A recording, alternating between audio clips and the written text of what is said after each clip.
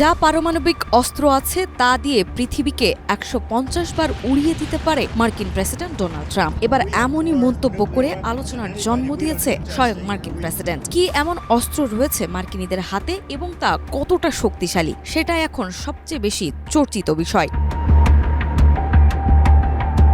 CBS নিউজের জনপ্রিয় অনুষ্ঠান 60 মিনিটে দেওয়া এক সাক্ষাৎকারে যুক্তরাষ্ট্রের প্রেসিডেন্ট ডোনাল্ড ট্রাম্প দাবি করেন, রাশিয়া ও চীন গোপনে পারমাণবিক অস্ত্র পরীক্ষা চালাচ্ছে, যদিও তারা প্রকাশ্যে এসব একদমই স্বীকার করছে না। একই সঙ্গে যুক্তরাষ্ট্রের পারমাণবিক শক্তি নিয়ে অসাধারণ আত্মবিশ্বাস প্রকাশ করে ট্রাম্প বলেন, দেশের হাতে এত বিশাল অস্ত্র ভান্ডার আছে যে পৃথিবীকে ১৫০ বার উড়িয়ে দেওয়া সম্ভব।